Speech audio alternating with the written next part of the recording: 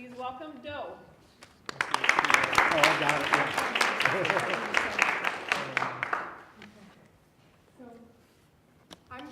it. Before we start, I'm Catalina, I'm Yahya. and we're Doe. So I'd like to start with my own story. I came from a single-family household, single mom. Here are my two sisters, and my childhood best friend from middle and high school. We were inseparable until college. I went to a private liberal arts college that met full need and graduated with very little debt. She did not. She graduated with $80,000 of student loan debt. Lysandra would receive communications from her lender that looked like this in her email, which she did not read. She didn't realize how much she borrowed until she got her first call back when she missed her first payment, $80,000. Those refund checks from financial aid, she had no idea they were in loans. She took them. So Lysandra's not alone. 1 in 8 students end up defaulting on their student loan debt. 8 million students, to the tune right now of $137 billion of student loan debt we have.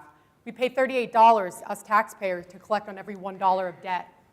So through not just Lysandra's case, but through interviewing over 30 people on testing our design, as well as academic research, and my years of experience working on college access and financial aid, I know that students do not read these block texts, which leads to uninformed borrowing. Compound interest, what? So 48% of undergrads are right now overborrowing by the tune of $3,000 annually, with women overborrowing more than men, creating a gender gap issue as well. I took a loan, 73% of seniors not knowing that they took a loan, exactly what amount, that the refund checks were in loans, and who their lender is. So what is Doe? We're a personalized education platform that simplifies loan literacy aimed at reducing student loan debt. So this is our journey. We know from academic research as well as student input that for financial literacy and practical skills, the right message in education at the right time is very crucial. To learn it in high school is not sufficient. You need it at the right moment. We will focus on preventing overborrowing up until junior year, from onboarding up until junior year. And senior year to repayment, we focus on helping them understand their salary, how to budget, and come back with a payback plan. So this is how Doe actually works. We integrate to the back end of the financial aid system. When they enroll, they get personalized text message based on what year they are. So this is, we test from 1 to 5 the likelihood of interacting. And we give very personalized information that will trigger them to click. Then what happens is it goes on a landing page of a video that might teach, for example, Liz in this case, how to return part of her refund check. That is a skill goal we meet. And then the tool takes about 3 minutes to meet a knowledge goal of understanding compound interest. Here's a diagram. What does compound interest mean? It means that your interest doesn't just go like this, it goes like this, right? So we teach the principles behind what compound interest means. Ultimately, it leads to a one-pager right here of what a student, exactly what their payback goals are. And for example, this is our competitive interest, competitive advantage. This is the current loan process through the federal government. This is an official document, 19 pages. So that's part of the advantage. But the college value really is that we provide default data, aggregate default data. We can help them understand, right now currently the data lags, 2014 is the newest data. Aggregate default data to colleges. What is that default line? When you take a credit card, financial institutions know how much they can lend you. We have that information. We could do that too. We just don't. So we can help serve more students, personalize information, track learning, save time. The end user value, of course, they have this very simple one-pager. They know how to distribute their income through doing all the tools. They understand, make payoff goals. And they get to have a plan that I actually use. That $80,000 I didn't have for student loan debt, I bought a house with. How can we help put other students on that plan of financial success? So our value prop, right now colleges pay $75 to collect on every student that defaults. With Doe, for 1/100th, we could educate students along the entire lending value chain to help them make more informed choices.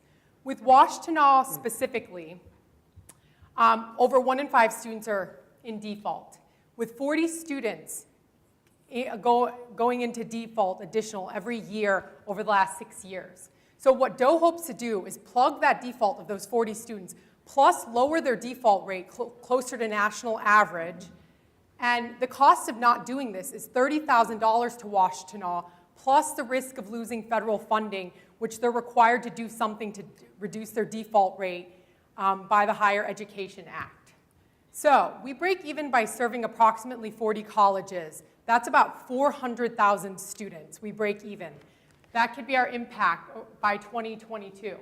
Our long-term sustainability is to have an open API to the back end of financial aid systems and have every student that's taking out federal loans be part of the DOE platform, where they get these videos, do the interactive tools, and do this exit counseling process that helps them have a preliminary financial plan. And of course, the U.S. Department of Education is right now piloting with 50 schools how to better serve students, and we can be a part of that. So this is our launch plan. We want to build out our beta by this summer. We want to, we're in several conversations. We want to pilot this with Washtenaw this coming fall and to be operationalized by fall of 2019. Our investment plan, we need $50,000 to build out this beta. We've already applied for a $5,000 grant. And we would love for you to be part of helping us with hundreds of thousands of students to make better financial plans. So why are we qualified to do this? I've developed financial literacy curriculum. I'm dual with Ross and the School of Ed. And I've also done college access work and have built partnerships with universities throughout the state of Florida. Yep, and I'm doing public policy here. I'm the data analyst in the team, and I also have some startup experience from the past. And we also have our tool design team who has helped us design this tool, as well as helped us with this presentation. And our advisor, Chris Quintana, is a learning software expert, so he has advised us along the way as well. And we'd love to take your questions. Thank you.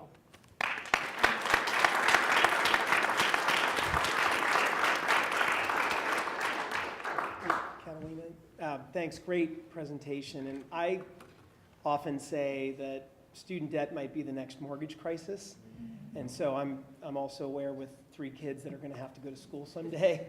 And like all businesses, the value prop is derived from onboarding the users and retaining them. I get this 1/100th is a huge move of the needle, but how do you compel the students to use the app? So ours is not, it's not optional. What happens is, okay, we test for interaction, so their likelihood and their like shock value. Oh my God, I'm paying $5 interest every day. So we try to trigger them and we make it as graphics friendly as possible. However, to get exit counsel through the federal loan process, you must do exit counseling. So instead of doing something like this, 19 pages of a click-through, you could be doing something like this that actually comes up with a preliminary financial plan on how to budget. So it's not actually optional. So if a school signs on because we provide value and can help students make a better choice, the student must do this in order to graduate. So we want to make it interesting and compelling, but at the end, if they come with an exit counseling with this complete thing unfilled out through doing this, then they can't graduate. So it's not just the skills training, it's literally a way for them to be continually filling out the exit plan throughout their college career. Right, so it's slowly unlocked. So Got you it. see Okay. this exit counseling piece is locked, and as you do the tools, your one-pager gets filled out, and you have a plan, you know. So they've got, that's part of what the tool set they have when they enter the school. Right. Got it. Thank you. Can a student opt out of receiving the text? Like, a student might get the initial text message, stop. Can they just press stop and like not get any more? Yeah. That's the idea, that they can opt out. We don't want to harass them, so. Yeah, and we only plan to text about 3 times a year because we don't want to become old news. But yeah, they can opt out, but they'll know they still have their own dashboard with their own information to fill out. They can still access the tools from the website. And mobile. Who benefits when these students go into default? Debt collectors from the federal government make about $1,000 a student once they get them to repay for 6 months. The debt collectors, the school pays them as well, $75 a student. In fact, it's such a big problem that state of Michigan has a very good deal with, it's called Inceptia, to collect, and we get a reduced rate, the state of Michigan. So as taxpayers, you should be very grateful. So the lending value chain is really to put all the competitors at the back. They all go to the back because that's where they make the money. In fact, it should be a crime, but federal loan servicers are now becoming debt collectors because they make more money collecting debt from students than actually servicing their loans. So our system is broken. Do you find that may become an issue? Like, if you create this great service, students aren't going into default anymore. People are losing money, and they may create legislation to, or find ways in which to recoup that. They've already created legislation through the Higher Education Act. So what they do is, in 2016, they've taken all the responsibility now onto colleges. So they're saying, hey, look, if your default rate increases over the 3 years consecutive, or if it goes over 30%, we're no longer going to give you federal Pell Grants. So now they're making the college responsible. Now they're putting a huge burden on the college, and it's going to cost them a ton of money to educate students as well as to collect on debt. And colleges are panicking right now. And there's really no viable solution because colleges haven't had to think about this in the past, because we're lending at higher rates, and it's becoming a huger problem, and it's becoming a problem that's growing every single year quicker than people know how to react. So I don't know if that answered your question. Personally, yes. So compliment, great enthusiasm, confidence, and preparation on your material. And so with, and also your data, I liked how you mentioned, that it is costing schools $75 per student that go into default. So I think that's really eye-opening, and how that can quickly magnify into a much, much bigger amount, right? So, so you mentioned that your beta version is going to launch this summer, and you need $50,000 to get this off the ground. So let's say you won the prize money here today. How do you plan to use that portion of it? So we have all our costs compiled. I'm sorry, we have so many slides.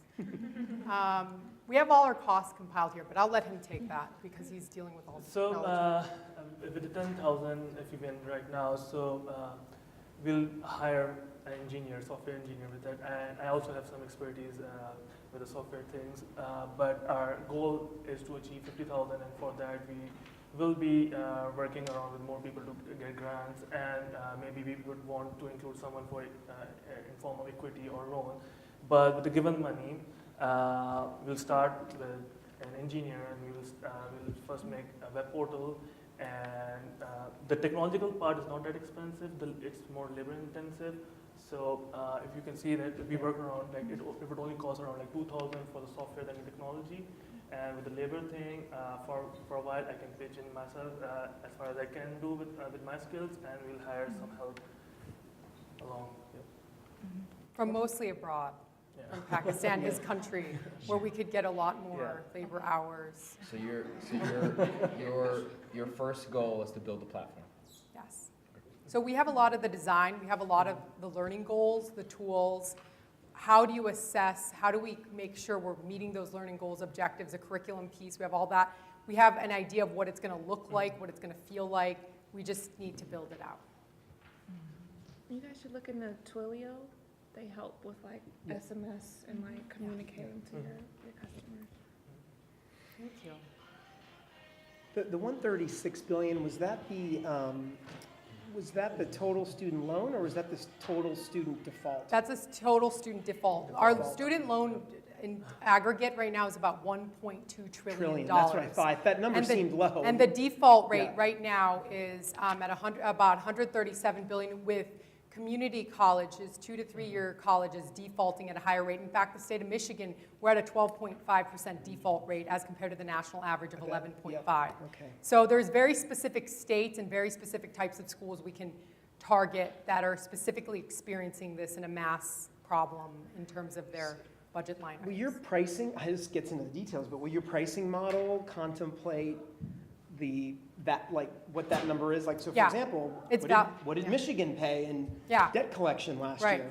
So we would do value-based pricing. You would? So we would have a target. We're going to help you lower default for Washington Hall, for example, 5% over the next 4 years, which is doable because there's case studies on it. And we would do value-based pricing based on how much they would save from default, from the defaulting that they would have to pay to debt collectors, Yeah. and we would do value-based pricing on that. So Okay. we would not be a flat rate, it's based on the Yeah, number of students sure. they serve and the number of students on federal loans. Great. Thank you. Thank Thank you.